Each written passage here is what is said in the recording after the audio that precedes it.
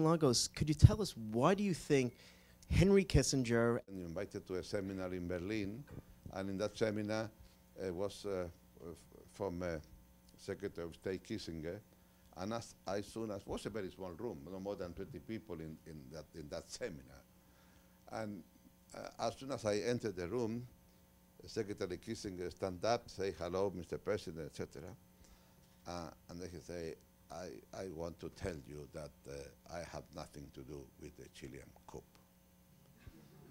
And I was surprised because I didn't ask anything, you know. But I say, well, but you know that I understand that after the coup, immediately all the loans that has been suspended to Chile were open.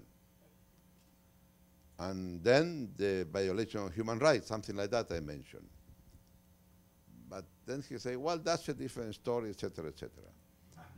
But the fact is, you know, and I say that in the book, that it was the time of the Cold War, was the time that you are against me or with me. And then later on, we have President Carter, and things changed a lot because the question of human rights was so important. Many years later, former President Carter, at that time, I was in prison for a couple, 3 weeks, and he made some remarks about myself that were very important at that time. And then what is interesting of this country, that in the second term of Reagan administration, at some time, Schultz decided that probably the future is with the democratic forces in Chile. Mm-hmm. And was very surprising, the change, you know. I was invited again to the American embassy. And when I was taken, right after the attempt against Pinochet, I was taken to prison. And the first visit that I received was from an American diplomat, you know, inquiring how was my health. And I think that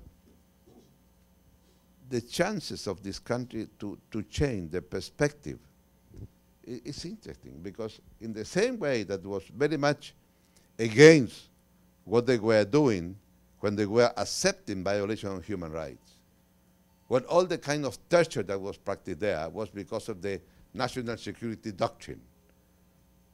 And then all of them read manuals about how to torture.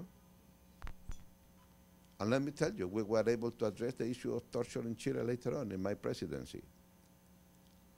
And to read the report of the Presidential Commission on Political Prisoners and Torture is an incredible journey to Dante's Alighieri Inferno. It's and at that time, the United States knew what's going on.